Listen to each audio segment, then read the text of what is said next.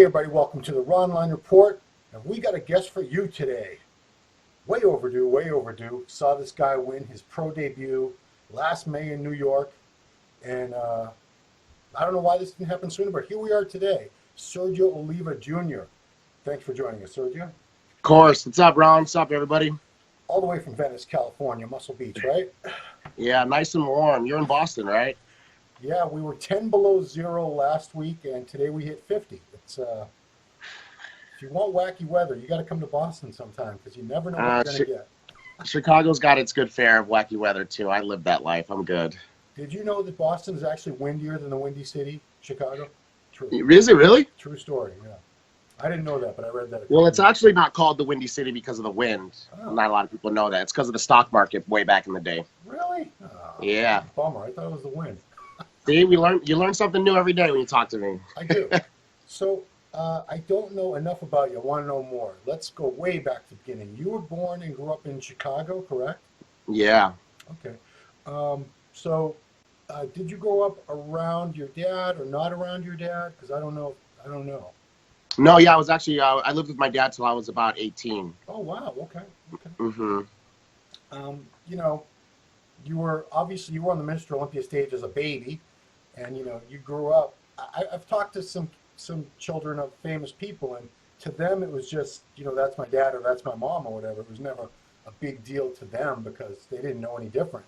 So, you know, how old were you when you realized, oh wow, my dad's kind of a big deal. He's everybody knows who my dad is.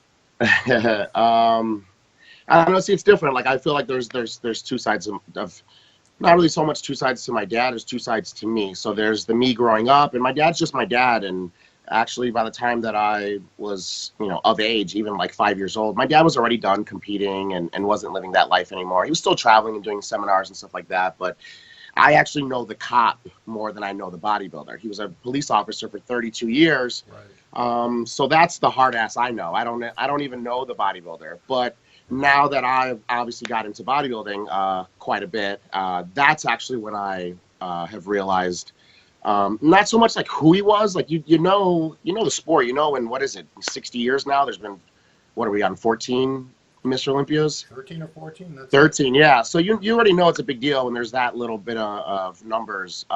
It's more of like, now I want to keep my waist small. Now I want to make things, you know, grow. I want to implement exercises that make your waist bigger that you need to have that back that he had, you know, deadlifts and stuff like that. So it's more stuff like that I am more now in awe and really I look back now and I really wish that he would have shown me one secret, one tip. Mm-hmm.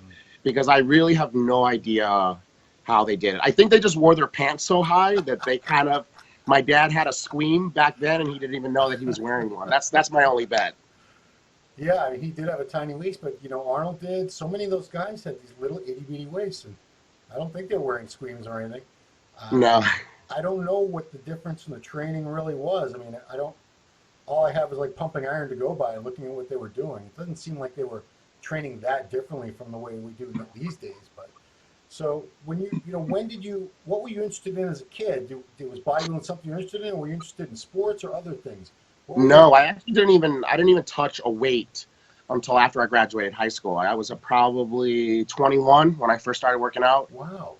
Yeah, I ran track. I was a big hurdler. I had scholarships and, you know, was state ranked and stuff like that. So I did that, and I really don't think it was like I just wanted to be against what my dad did, and, you know, because like you look at Lou Ferrigno Jr. and Arnold's kids, they're from the furthest thing from bodybuilders, yeah. And that I wish that's what it was, but it wasn't. I really just enjoyed running, and I was really fast, obviously, because I weighed 145. So yeah, it wasn't even really so much I just wanted to not be my dad. I never really thought about it. It wasn't until I started to want to get into bodybuilding that I realized even if I wanted to earlier, my dad wouldn't even have let me, because when I did want to get into it now after high school, it was the furthest thing that he wanted me to do. And that's actually the reason why I picked up and left to go to Florida to start my bodybuilding career, because he did everything he possibly could do to stop me from becoming a bodybuilder, including like calling gyms and not letting me join. And yeah, my dad in Chicago is like Arnold in California. He ran that city. So whatever he said, they did. I think he just thought if he could stop me from venturing out into bodybuilding, that I would eventually do what he wanted me to do, which was school. And I think after so many years, he should have learned that I am him, and there's no way that I was going to ever do that for the rest of my life. So once the second gym that I even found was in the basement of this like old place, it was like $8 a month. Once they called me and said that my dad had called to not let me work out there anymore, that's when it was my sign I needed to get the hell out of there. So I moved to Florida, and that's when I started as a middleweight, 176, 6 foot tall. Wow. I was, you could see my back double body from my front double body. I was transparent. Yeah, I mean, you didn't have your contest record. I'm looking at it on musclememory.com, which I encourage everyone to go there and donate if you use as much as I do. But it starts off in 2008, but you were competing before that, right? Yeah. That's actually the first time I just won a show was 2008. I think I was a light heavy, but no, I started as a middleweight. I did the novice runs, and yeah, I mean, I don't regret starting that early because I really did learn a lot, but I definitely had no business being on stage.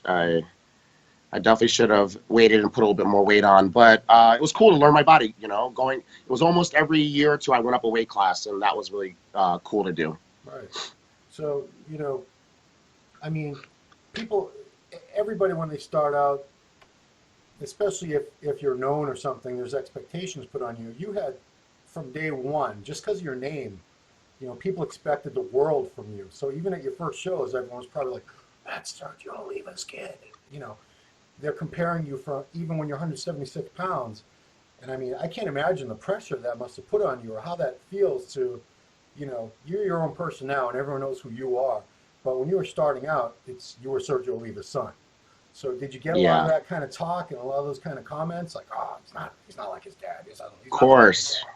Right. Yeah. I mean, it's tough too because it's, it's part of my fault. You hit the victory pose, you're asking for it. And I kind of hit it as like, does that pose is asking for it. I got to tell you. Yeah, it's absolutely true. So and really in general, I can't complain. I knew what I was getting myself into, being the first child of any pro to try and go for a pro card. I think besides Lee Priest, I think his mom was a pro. Oh. But yeah, it was just, I think it's more even disrespectful to my dad to even put a picture of a middleweight, 176, 6 foot tall guy next to, one of the greatest ever in the sport. But yeah, I mean, it is what it is. But yeah, it was more of, I compare it to like Michael Jordan, Michael Jordan's son, as far as I know, he's actually really good at basketball. But no matter what, it's like if I tell you that this movie is the best movie you're ever going to see, no matter what, when you go see it, it's not going to be the best movie you've ever seen. And if someone says that this is the worst movie you're ever going to see, no matter what, it's going to be the opposite. And that's kind of how my career was, is people are always going to hear my name first. No one's ever going to see me and then they're going to say my name. And I think when you see that name or you hear that name and then you see me, it's always going to be a letdown. Because if you're a real historian of the sport and you really do love this sport, it's exciting. It's exciting to see, lineage and people and just genetics and just really science. Like I feel like I'm living proof of genetics and science. And if Arnold's son was competing, man, no matter what, I'd be like, oh my God, I can't wait to see him. And then it would always be a letdown. So that probably didn't even really chill out until New York. I really had it all the way up until winning a show, and I still get it, and I will forever. I'm never ever, but it's tough to me to explain to people that I really didn't get into the sport for my dad. I didn't get into sport for my dad, because of my dad, with my dad. I literally just have his name and his genetics, and I like to think that I'm just doing my own thing. Yeah, no, absolutely. Yeah, I like to come clean with people when I've thought badly, or the first time I saw a picture of you, I don't know when it was, but it was long ago. Probably in a magazine or online or something. It was Sergio Oliva Jr. I remember the first thing, I was like, oh God, he's nothing. He's never going to be like this. This guy's horrible. Even when you won the Nationals, I was like, nah, I wasn't impressed. I wasn't impressed till I saw you when you came to the New York Pro and walked out on stage. Like, okay, here we go. This guy has really come into his own. Because like you said, you moved up a weight class like every year or two. The improvements you made, you talk about genetics, but you worked. I don't want to say you worked harder than your dad, because I don't know how hard your dad worked, but based on the pictures and the timelines I've seen I saw of him in his early years up to the Olympia, it just seemed like things came faster for him, whereas you, it seemed like you had to work longer and harder to get the physique that you have now. And I don't know, Yeah. like I said, I don't know if that's true or not. It's just that's the impression that I get. Yeah, for sure. And I've had a lot of setbacks. And that's one thing for sure my dad never had. He didn't have a lot of injuries, even starting with powerlifting. Like later in his career, he had problems with his knees and his elbows, of course. But my dad never had a surgery and had to take the whole year off. Or one year I was getting ready for junior nationals, and 5 weeks out before it, I had to pull out. So not even the physical parts of having all those setbacks. It's the mental parts that I can't even tell you, Ron, how many times I said, well, that's it. That was the ender. That was the career ender. Just to restart all the way up again. Before I won my pro card, I went back to Chicago and played some flag football with some buddies from high school and completely destroyed my shoulder. And I thought that was it. I thought I was never going to be able to bench again, and I'm just losing it. And I lost all my weight. I think I went back down to like 190 some pounds. And then even before, see, like stuff like that, like that's just an accident. But then there's even stuff I did on my own that was my own fault. I did my first guest posing in Australia, of all places, which was really cool. Tony sent me out there. I wasn't even a pro, which is so insane to do. And I don't know why I thought, hey, let me do a cartwheel backflip off the stage. And right, if you know what it is, it's something I used to do in drama all the time in school. Yeah. But I weighed 180 pounds, and this is the first time I've done it since I was a bodybuilder, and I completely shattered my heel. This is 5 weeks. Yeah, 5 weeks before nationals, and I had to use the hand bike because I couldn't do cardio. And luckily my whole life I have been bottom heavy, and my upper body's never been able to catch up to my legs. So that's actually, it kind of helped me. I couldn't train legs for that long, and look, I won my pro card. So that's what I need to do, is injure my lower body somehow. No, I didn't know about the surgeries. What other major injuries have you had? Because you're a young guy still. Yeah. Some of them were just because I knew when I started this, I'm trying to go all the way. I never did this, and I'm like, let me just see how it goes. Let me just see how far I can take it. You see a lot of bodybuilders who, they just kind of started this, and then it kind of went well, and before they know it, they're one of the greats. But no, from the beginning, I've always made every decision for bodybuilding. So I was born with a hiatal hernia. People don't know what that is. Dennis Wolf has one. Bukolski has one. It's not an umbilical hernia. You're just born with it. It's just kind of like a bump in the middle of your abs. And all of my competition, there's not a lot of video because nobody's videoing me back then. But if there was, you would see every single time I hit a pose, I would push it in. And I would do this thing where I like flex my legs to try and distract people and distract the judges. But what I was doing is I was pushing my hernia in every single pose. And I just didn't want to do that anymore. And I got that taken care of.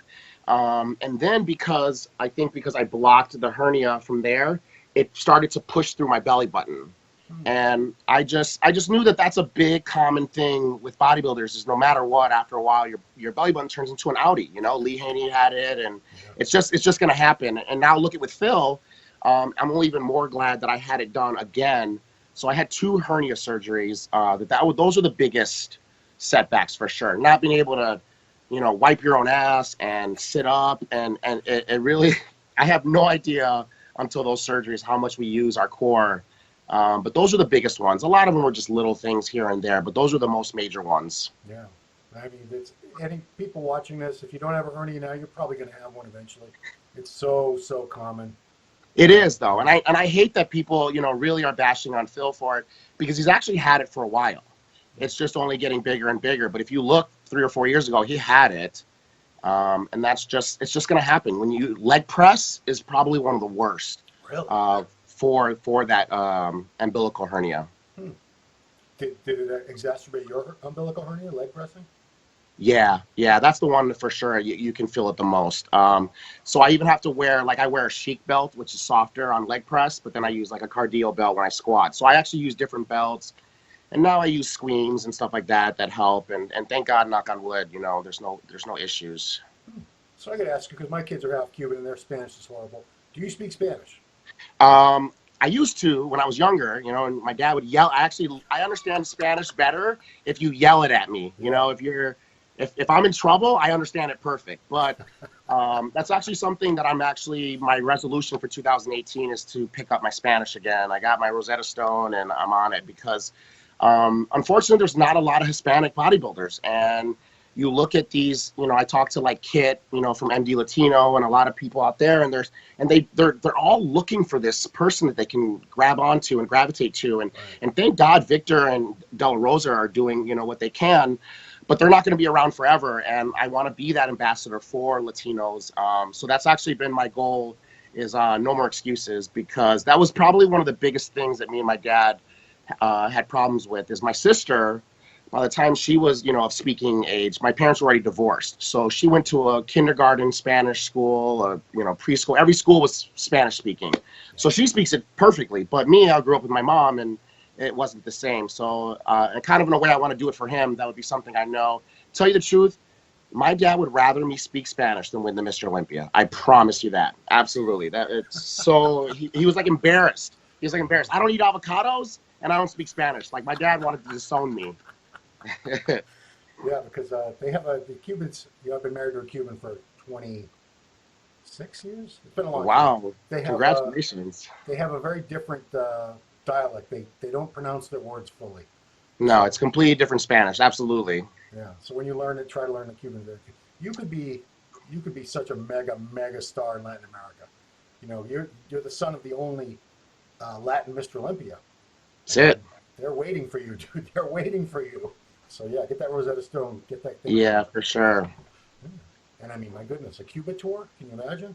Ooh. Yeah, I mean, that would be insane. And my dad's actually one of 24 kids. What? 24 from the same mom and dad. What? Yeah, it's Holy insane. crap. My grandmother popped out 24 kids. Wow. All they were doing back there is they were just popping out workers. They weren't even popping out kids. They were just making a force. Sugarcane fields, I know, but Yeah. So there's a ton of family. I have a ton of family that I want to meet, and I want to see them, and that should be enough for me to learn the language. yeah, I hate to keep interrupting, but I went to Cuba last year with my wife's family. There were like 20 of us, and she still has family there, and you got to get over there. It's like another world. It's a beautiful country, and in a lot of ways, it's still 1957 or 58 over there. Right. It's crazy. Yeah. Yeah, I'm excited. Yeah. So you went just in time because our wonderful president changed it again. It's now harder to go there again.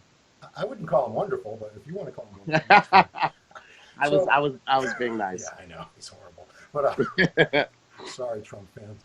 So you turned pro in 2015, won the Nationals, but you didn't compete until May of 2017. So when you won Nationals, obviously that's always for any guy. I talked to so many guys. You're starting all over again.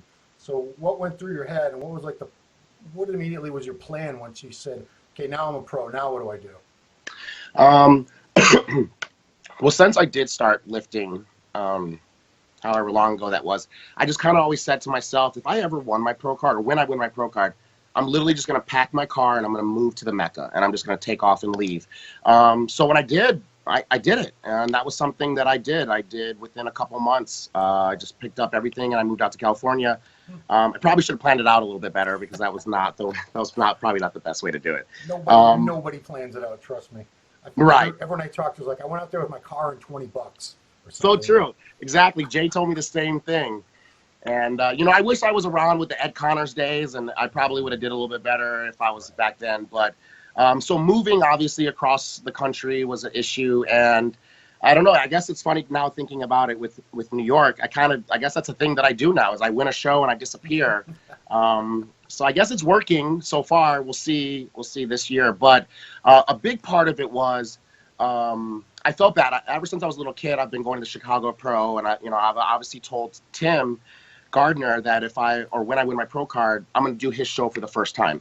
But after Nationals, Mr. Weinberg comes up to me and says that New York needs to be my first show as a pro. And you don't tell that guy no. And the fact that he even wanted me to do his show, I felt like, one, I was really honored and I wanted to do that, but it was also a lot of pressure.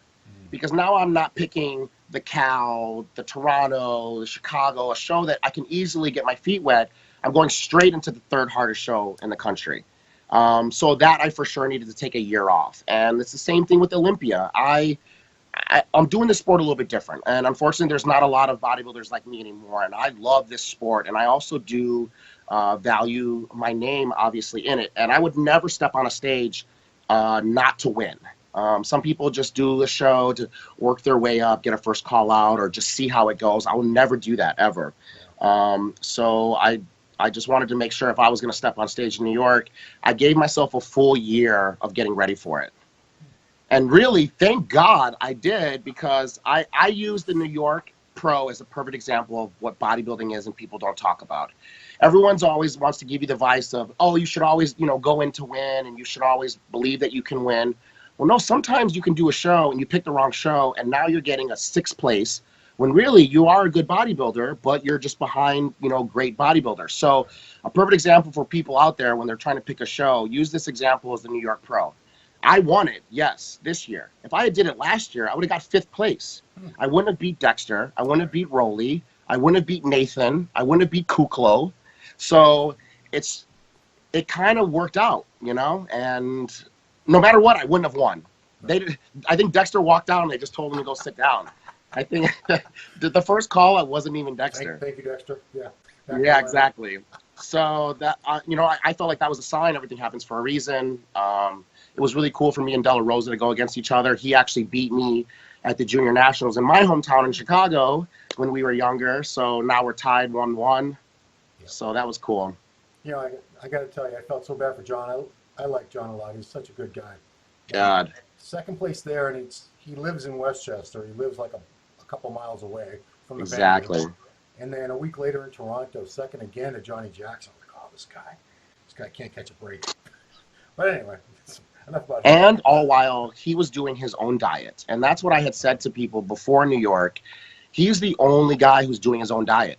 And if I was going to lose, I would rather lose to someone who literally gave it their all. They don't have anyone helping him. And him and Swan are just another level. They're just another level themselves. So them doing it together and doing that show, I've always had a huge amount of respect for him. But I would have I would have had no problem losing to John with that. But yeah, it's just crazy how that worked out. It's nuts. Yeah, I mean, you deserved the win, but it was close. He was pushing you. He was definitely. I don't think too many people would have complained had he won. Right. Just like when you won, not too many people complained. It was like, you guys are just so close. You both. I was losing at prejudging. Wow. Yeah, prejudging, I was losing. So, to everybody out there, your routine matters. Wow, I did not know that. Okay, I got to start getting some of these questions. I got several pages now. Sorry. No. I solicit the questions, and if I don't get to them, the people get kind of miffed at me. So, Iron Dwarf wanted to know, did you always want to be a bodybuilder since childhood? You already said no. Was your dad your idol, or was it some other champ like Arnold? No, actually, until Jay and or I guess Jay would be the only one. I don't know if Phil never got 2nd place, right? I don't think so. At the Olympia? Yeah, I think he went. Oh yeah, he did. He got second. He got second to Jay, right? So except for Jay and Phil, actually all my favorite bodybuilders were all 2nd placers. Those are the guys I looked up to: the Kevin Levrones, the Sean Rays, the Flex Wheelers, of course. All those guys. So those are actually all the guys. The Lee Labradas. Those were the ones that were actually my motivation. It's weird. They were the ones I wanted to be like. But if they're using just the word motivation, the fact that my dad, a 3-time Mr. Olympia, said I couldn't do it, it actually did rival me and make me, want to prove him wrong. So to that question, yeah, kind of in a way, he is the reason why. I got to go back to, your dad he wanted you to pursue academics, and he didn't want you to be a bodybuilder. Was it also because he wasn't really satisfied with even though he won, the biggest title in the world 3 times, I always got the impression he wasn't really happy or satisfied with the way his career panned out overall, and he just didn't want you to be, I don't know, disappointed or let down by the sport. Did you ever get that impression? Yeah, I like to tell myself that, he's old school Cuban. He wanted me to, my dad only went to 3rd grade. He escaped from a country, he did all this, and he really just wanted me to shoot him when he was escaping? No. That was actually they shot at him. The only person that shot him was my mom. That's the only time he was shot. She didn't miss. Sorry. Yeah, no, she definitely didn't miss. So I like to tell myself that because of school he wanted me to do that, but really we all know the real truth is that my dad, he did die holding a grudge, and no one will ever be able to tell us what he went through in the 50s and the 60s and the 70s, not only being Hispanic, being blacker than black people.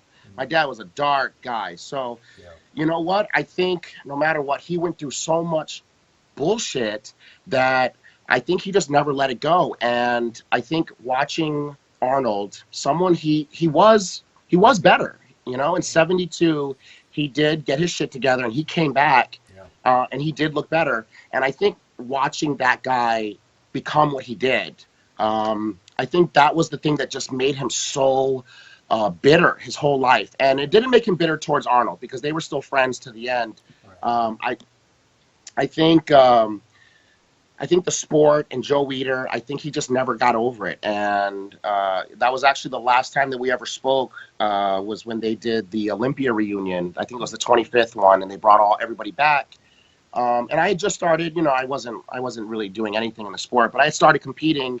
And Jim Mannion, you know, comes up to my dad. And these are two guys that have had a grudge for 40 years. And here's Jim, you know, trying to drop it. And he sees my dad. He goes to shake his hand. He's like, hey, the myth. And my dad, I mean, he didn't do it literally, but he almost did one of these, you know, and he just left Jim's hands sticking out there. And I'm like looking at this like, oh my God, like this guy is like literally trying to ruin my career before it starts. And and I remember after Jim left, I told my dad, like, hey, you know, like now I'm doing the sport and you know what, they can't hurt you anymore, but they can definitely take it out on me. And I'm not saying that they would, but it's not going to make them like me, that's for sure. And he just got so mad at me, and it was such a scene at the expo. And that was actually the last time I ever spoke to my dad. It was just the same thing with him over and over again. He just always was so bitter, and he was so upset. And you know how it is with these guys, Ron. And when you're on top of the world, and then, you know, years later, you're being stuck in the back booth with the massage chair people, it's going to bother you. And I think some people like, you know, Larry Scott, and a lot of older people, they were able to handle it with no problem. It didn't bother them at all. They're always in great spirits, but not my dad. He did take it very personal, and that was always an issue that we always had. So I think really that's the reason why my dad didn't want me to compete. And just so people know too, my dad was actually the first person to be suspended from the IFBB. Wow. They invented the rule. Look, Joe Weider is a genius. Yes. Joe Weider, everyone can compete in different federations back then. And now my dad beat Arnold, and now here's their rematch. So my dad goes to compete in another federation. Joe creates this rule that you can't do that anymore, and now suspends my dad. But this is how smart Joe is. Now all these people bought tickets for the Olympia. You don't want these people mad that they can't see my dad. So you let my dad guest pose at a Mr. Olympia, but he cannot compete in the Olympia. So my dad guest posed at the Olympia, I think 71, but he wasn't allowed to beat Arnold. And then Lee Priest, I think, was suspended for the same thing. And now that rule is around, but it actually was implemented because of my dad. So, yeah, you know, for those who don't know, Google 1972 Mr. Olympia. Was it Essen or Munich? It was in Germany. Yeah, it's Essen. That was the year that your dad had trained in Florida with Arthur Jones, personally trained him, and he, holy crap! I mean, there's pictures. Jones put a ton of pictures in his Nautilus books. You know, there was like a double bicep shot taken out in the, I don't know. The middle of the field. The middle of the field, where his arms were literally bigger than his head, and his waist was still minuscule. And you know, I don't want to get Arnold mad at me or anything, but what a terrible decision. I think the judges told one of the excuses I heard why he lost to Arnold was his skin was too dark and it blended in with the black curtain behind him. No, that was a different competition, and that's Arnold. That's Arnold being a genius. That was when they weren't doing them on stage. They used to do them in that hallway. Okay. And Arnold changed the room from a lighter room to a darker. Wow. And that was the year my dad lost. Yeah, I mean, these guys, the right advices, you know? Holy crap. He's slicker than I thought he was. He is. So yeah, it's crazy. But the only reason I even think my dad, even besides Arthur Jones, is amazing, was that it was the first time my dad ever lost. My dad had never taken a loss. And I had wrote that in one of my posts I did after Nationals, that sometimes when you have someone that can push you to another level, even a rivalry. I mean, you look at Ronnie and Jay and Phil and Kai. There's numerous rivalries. Sometimes we need that as bodybuilders. We get a little stale and we get a little kind of full of ourselves and stagnant. And I think because my dad lost and then was suspended, he had almost 2 years to, one, start dieting. My dad never dieted. He never did a diet. If you guys want proof of it, look at the 84 Olympia and the 85 Olympia. 85 is the first time my dad ever ate fish and did cardio in his life. And his face looks like Flex Wheeler.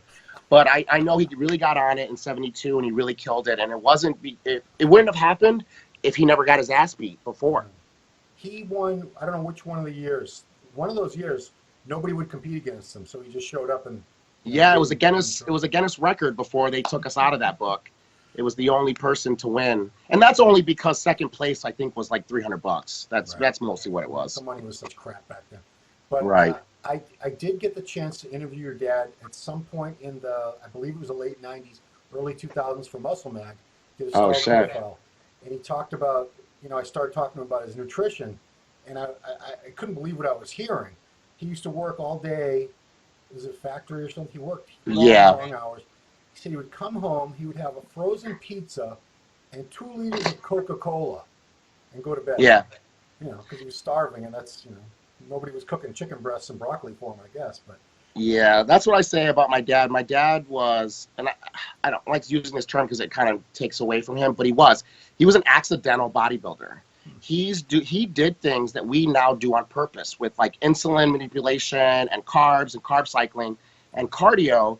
My dad just worked at a meat packing company with no air conditioning, and it was just sweating. So he was just doing cardio the whole time, and he loved Twinkies and RC Cola. And he would just get that sugar and that insulin, and then he would spike it with the fats and carbs from pizza or Cuban food. And that's really why he was able to look the way he does. I promise you, my dad wasn't like, oh, there's 18 grams of sugar in this. My dad has never in his life looked at the back of table of contents. I have to wonder. I've often speculated this because I think, if you look at the best genetics of all time, I put Ronnie up there, and I put your dad right up there with Ronnie. Because I think your dad was Ronnie before Ronnie was Ronnie. He absolutely was. If he'd had the chance to live the life that Arnold lived, where, lie around on the beach half the day and take naps and have all his little meals and didn't have to worry about bills, and then fast forward that, put him in our time, and with all the different things that we have available as bodybuilders now, I can't even imagine what he would look like. It would be ridiculous. It would be like I can't even imagine. It really would. Absolutely, I agree. Maybe we'll see that with you in a couple of years, because you clearly have some of the genetic traits. Someone I think did ask that. I better get some more questions. Bully God wants to know, what do you think your biggest strength and your biggest weakness physique-wise? My chest is my biggest weakness. Strength, I would say legs, quads. But I was telling Dave Borlée this, is that I want to be the first bodybuilder ever to not have a distinguishing body part. I feel like that would be something really cool for me to ask somebody when I'm on the Olympia stage, what's my best body part? And the answer is everything. I think that would be really cool. That's kind of something I would like to do. About Flex or Dexter or Lila Prada. Yeah, I can't tell you what Dexter's best body part is. We can nitpick and attack them all we want, but when we talk about the best, it's a toss up. So I think that's when you are really an overall aesthetic bodybuilder. A lot of people want to know about you. We've seen the videos and everything. You train with Tom Platz. How did you hook up with the Golden Eagle, Tom Platz, and start training with them? That's crazy. Man, it's this last year has all been a bunch of situations where it was just chance, and it really was just me. So after my wife, she got stuck in Australia and couldn't come back, I really just kind of went through this depression, and I didn't want to be home, and I just decided I would just go to the gym 4 times a day. So I was just there 4 times a day, 6 to 7 times a week. I went all day, every day. And I split it up, so I was doing like abs and calves and stuff where I wasn't overtraining. I wasn't an idiot, but I just was there all day. And I remember that there was this older Asian doctor that would go there real late, and I kind of was just nice to him. I never, he's not big, he barely lifted, I just kind of was always cordial with him. And then just randomly, after New York, he was just telling me he's friends with Tom Platz. And I was supposed to go meet him and Gunter at Arnold's cigar shop. And I don't even smoke cigars, but I was like, man, I'm going to go to meet these guys. And I show up, and Samir Banut. So all three of those guys were going to be there. And I show up, and none of them showed up. Only Gunter was there. And I was, I mean, it was really cool. I was able to have a good time with Gunter, and that was really cool because I am a huge fan of his. But Samir and Tom weren't there, and I was kind of disappointed. And I told that guy that he wasn't there, and they had to cancel for whatever reason. But Tom felt so bad that he kind of ditched me, that before he moved to Hungary, he was going to have breakfast with me. And we met at the firehouse, and we talked. And I really just wanted to pick his brain. And I really was just having a conversation. We never really talked about training or anything like that. And then he calls me up a couple months later, and he says that he's now moving. He's already packed up all his stuff. He potted it up, and it's all in Hungary. And he literally has no place to stay here in California. And he was saying that he's leaving, but I guess our conversation went so well that he's like, I want to have some kind of, I want to touch your career some way or another. And he's like, I'll stay here for, a couple more months if I can stay with you. So that was literally it. It was just being nice to the guy in the gym, introduced me to Tom, and our conversation went so well. That was it.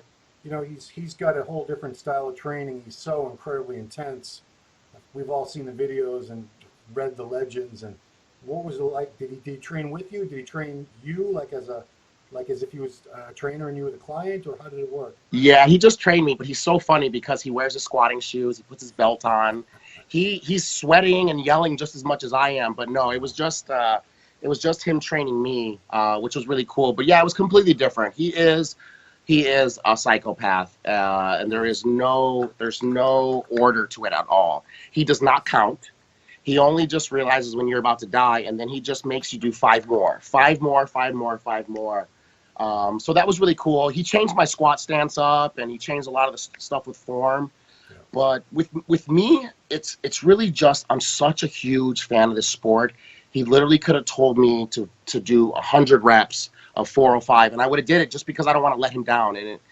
That's more what I got from it, is I've been watching these videos since I was a kid, all these videos of him. So when he's like yelling at me, it was weird. In my head, I was like picturing me as him, doing these workouts. And that's really what I got the most from it, was the mental part from it. But it was cool. And he lives in Europe now, in Hungary? Yeah, well, now he's just traveling, doing seminars and stuff. He is going to come back, and we are going to train again for my next show. But since I was doing the Arnold, he was going to stay.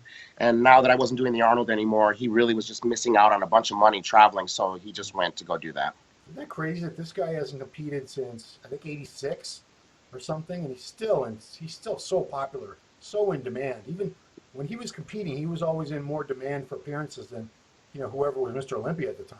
He was, yeah. He was telling me some random stat that, yeah, he still made more guest posing money than really any bodybuilder today. That's all he was doing, was just traveling. So, yeah, you just mentioned your wife. What is that whole?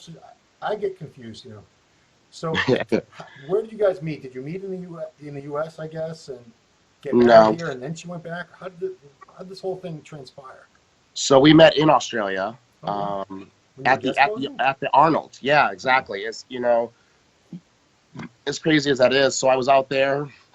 And then, yeah, we hit it off, and it was actually really good. And then she met me in Hawaii for a guest posing I did.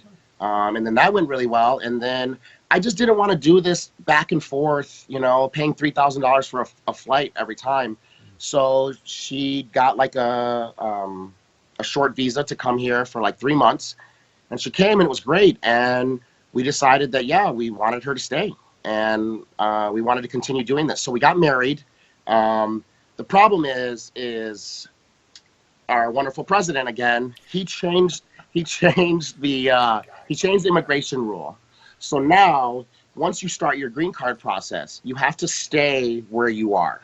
So she either had to finish it there, or she had to stay here. But the problem was that she left, and we didn't know that. She left to go help her mom out with a family emergency. And when she was there, which is last March, we found out she couldn't come back.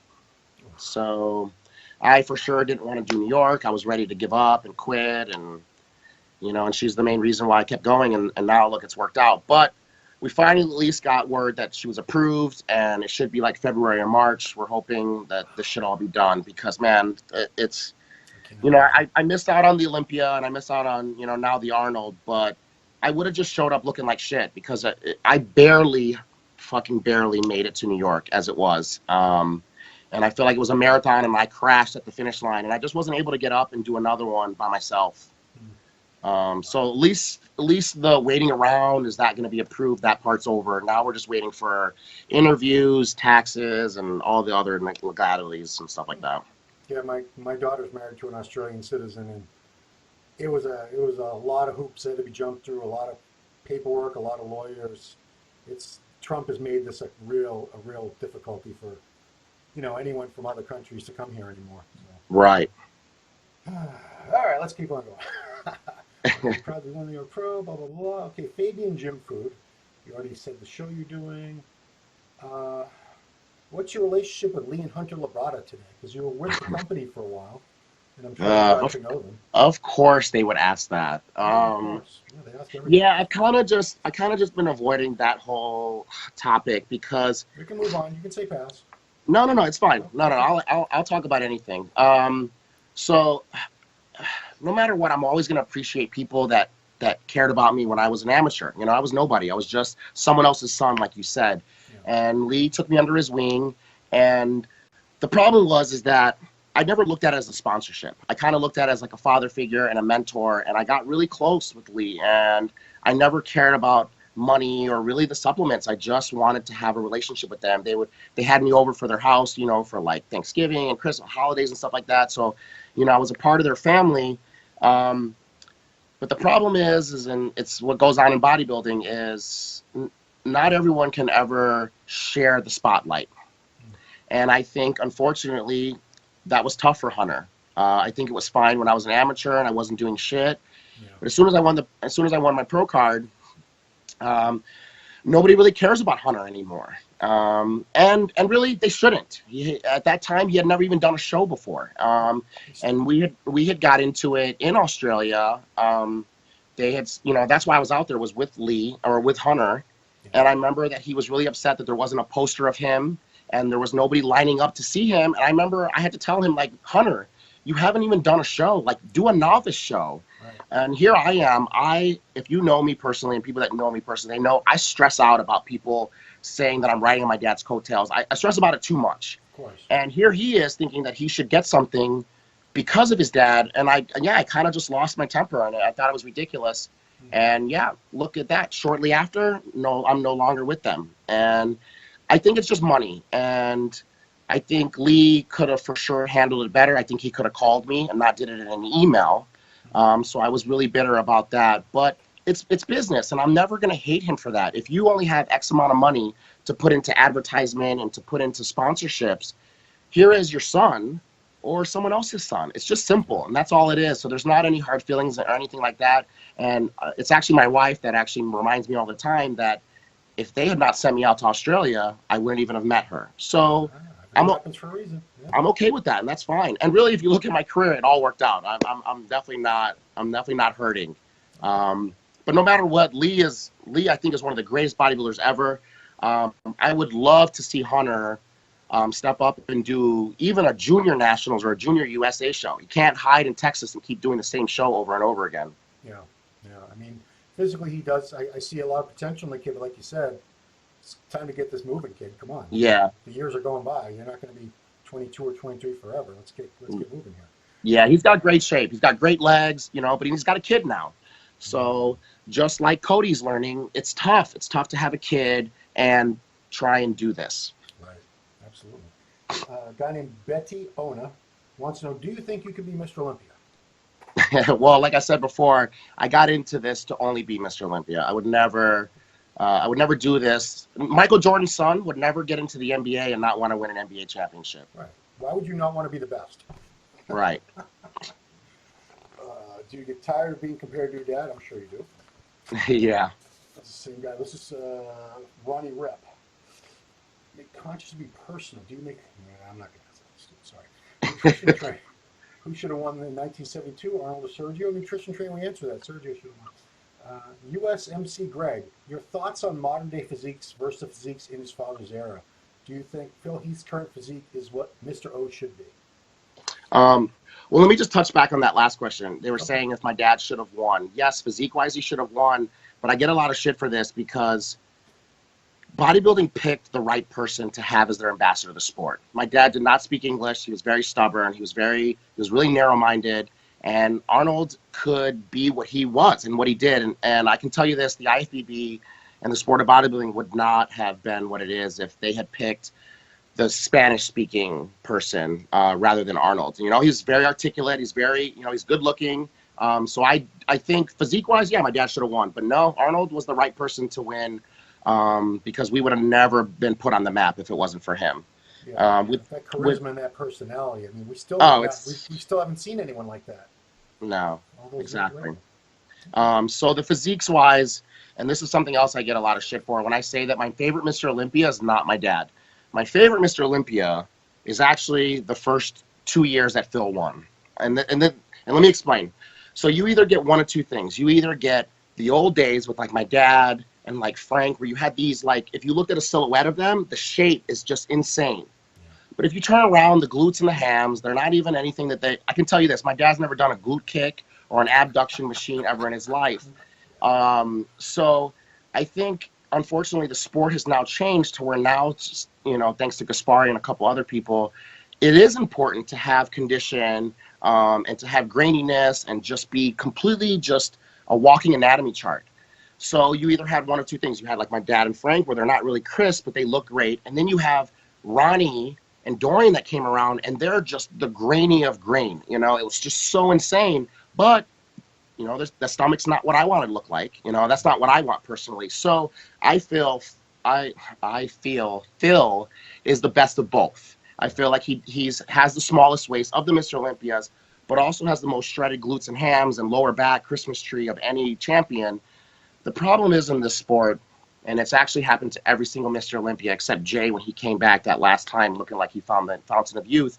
Everyone wins the Mr. Olympia like Ronnie, and the first couple of years, it's just the best physique ever. Yeah. And instead of just, fine-tuning here or there, they have to get bigger and bigger and bigger. And before you know it, every time, except for Jay, the last time they win the Mr. Olympia is always nowhere close to the first year that they won. Yeah. So unfortunately, Phil is getting so much shit for this last year and the year before that. But man, no one wants to put pictures of the first 2 years that he won. It was the most insane physique ever. His abs were fine. No one's talking about bubble guts or nothing like that. So yeah, that's the physique I want to look like. I want to look like the first 2 years that Phil won. Yeah, now I got to say, it was 2011 was his first year, right? Yeah. When he walked out, I'm not really a Phil fan or a hater. I like his physique a lot. In some ways, in other ways, I critique. But when he came out that year, that was it. It was like, holy shit. When he came walking down the stairs. Oh yeah, that walk. It was lights out. So let me ask you, who's your favorite Mr. Olympia? I can't say. Honestly, I like Lee Haney. Lee was the Mr. Olympia when I started following this. Well, Lee doesn't count. You have to say that when you say who's your favorite Mr. Olympia, you have to say excluding Lee Haney, because that, of course, that's the for sure best. Yeah, true. He's the best on stage Mr. Olympia, best off stage Mr. Olympia. Physique wise, I'd say Ronnie the first couple years he was Mr. Olympia. Yeah, the 98 was the 98-99. It was just stupid. Yeah, condition, size, fullness. And, like you said, he got bigger and bigger and not necessarily better, but he definitely got freakier and crazier looking. But those first 2 years, wow. Yeah. All right. What else do these people want to know from you? Mayor of bodybuilding. I don't know if you know about the mayor. I'm sure he had you on his T-shirt at the New York Pro. Oh, I do. I actually do know. Yeah. Dan Dillon is his real name. What do you like most about bodybuilding? What do you dislike most about bodybuilding? The thing I like the most about bodybuilding is that it's all on you. Me coming from a team sport, I always played on teams. Even track, you can win your events, but it's actually the team score accumulation that's how you won meets.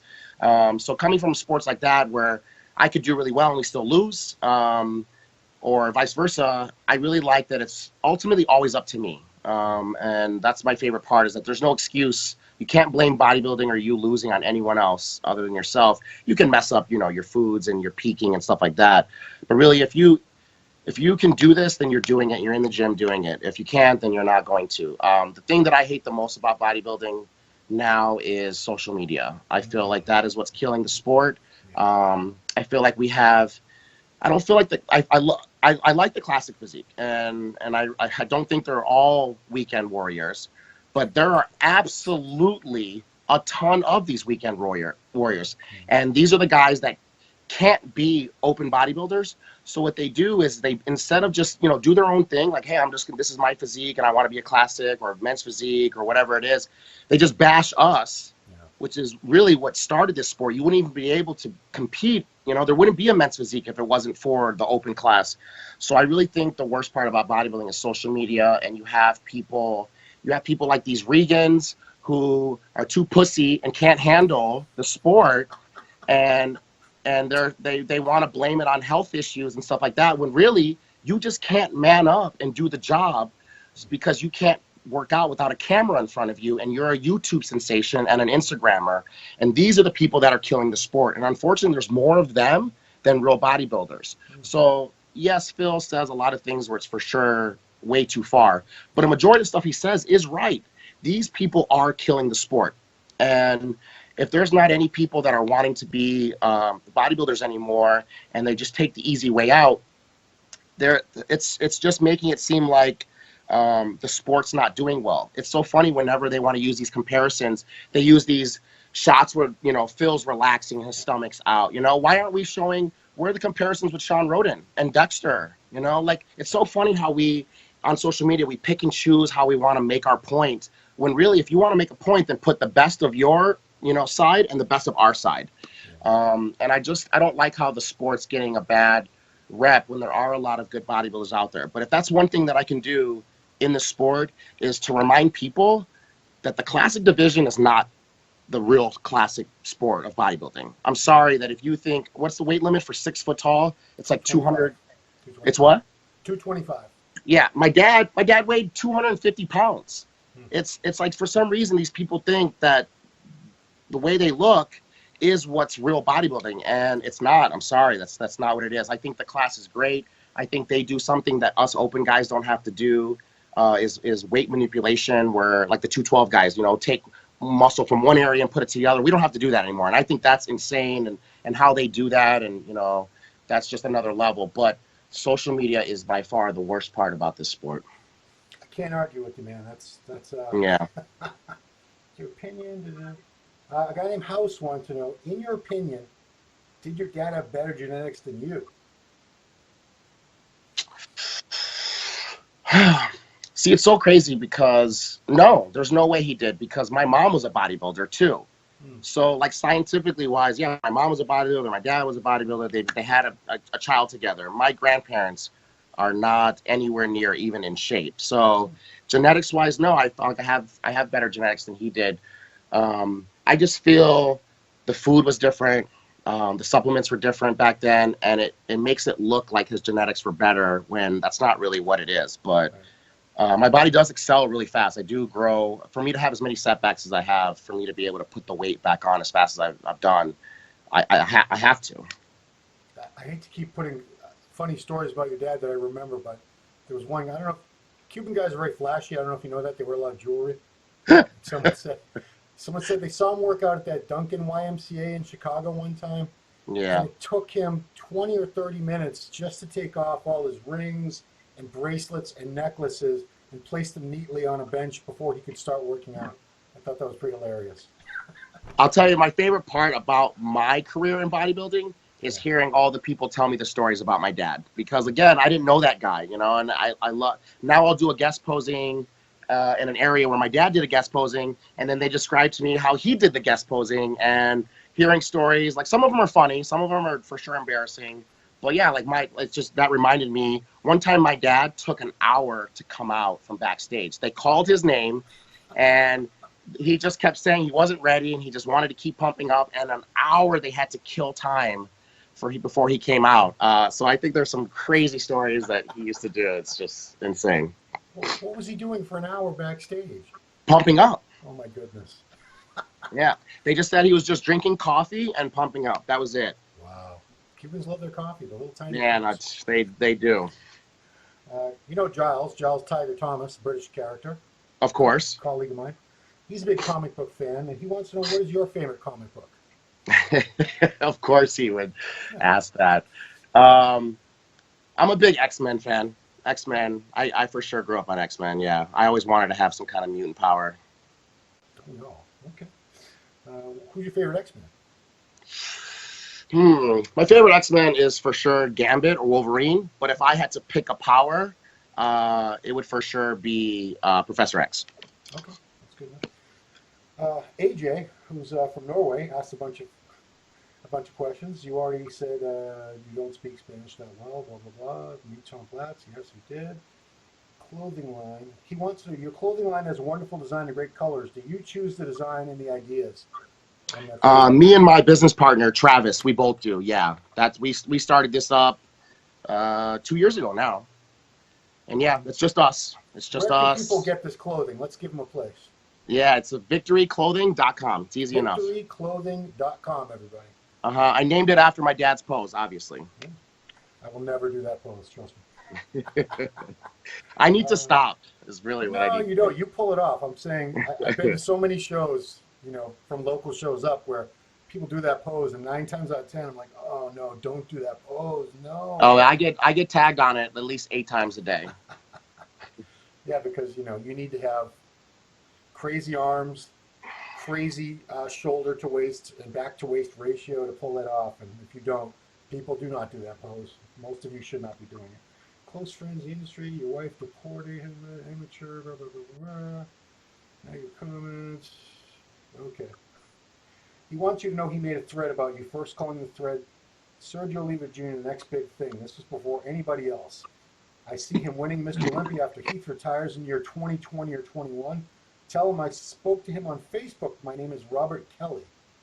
Tell him I was very happy he responded to me. Wish him success in the future, and he has full support. Do you remember Robert Kelly? Yeah, I do. That's awesome. Thank you. I will just touch on this just because I felt like it's a good opening for it. This is something only people that are my close friends know. I absolutely hate when people say that I'm going to be the next Mr. Olympia.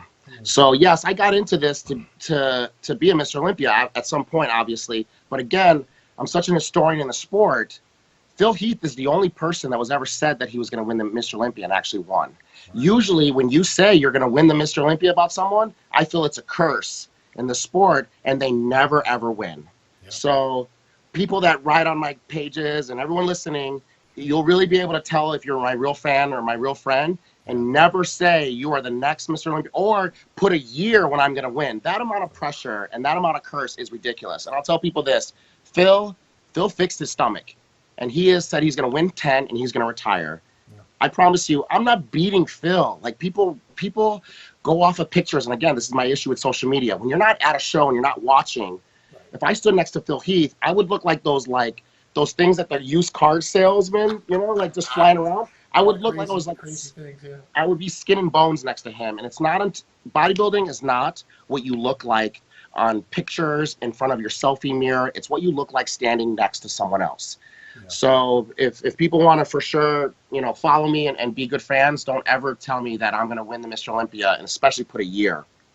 Yeah, I mean, if you had told me, I was around, and I went to all the pro shows in the 90s.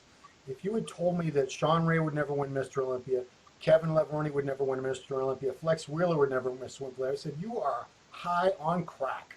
These guys are all going to win the Mr. Olympia. Trust me, at least once, twice, maybe twice, and they never won the Mr. Olympia. At least, right? Right.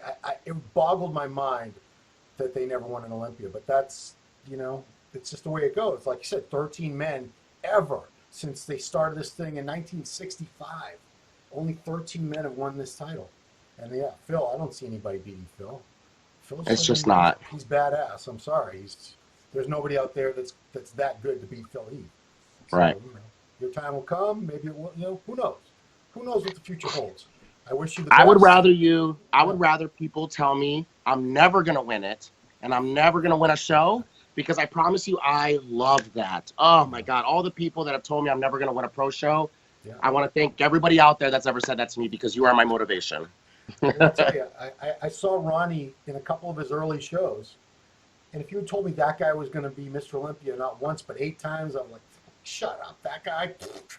There's no way. There's no way. He's like third call out, off to the side, happy to be here kind of guy in the early shows that he did first couple of years.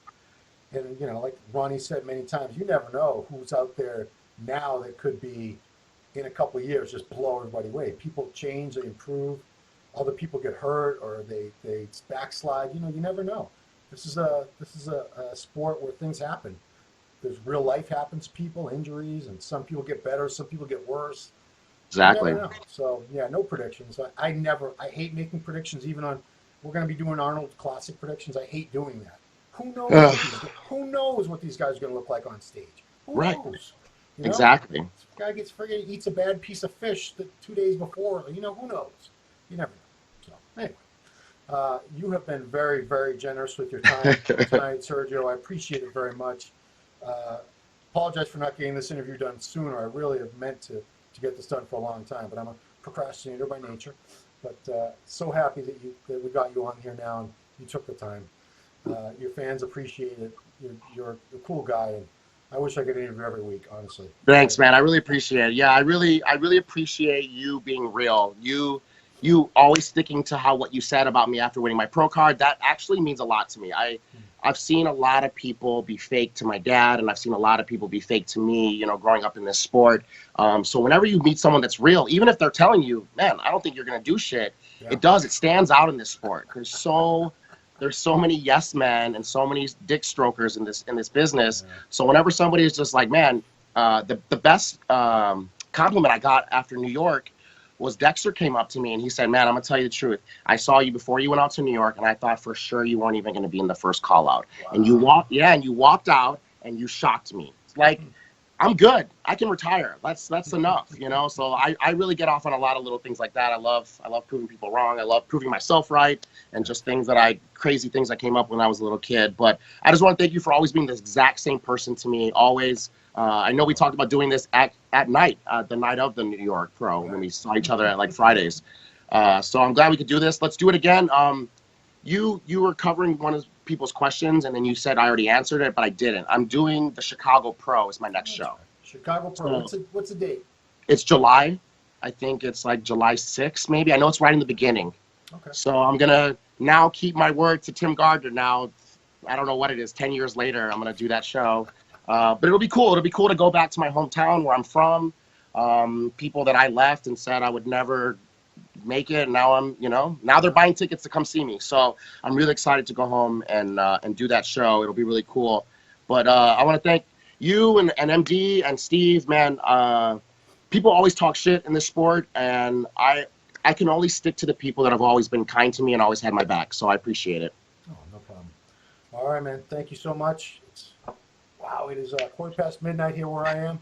It's probably late for you. You probably go to bed early, being a bodybuilder and all. So thank you so much for the Ronline Report. It's been me, Ron, with Sergio Oliva Jr. Thanks for watching.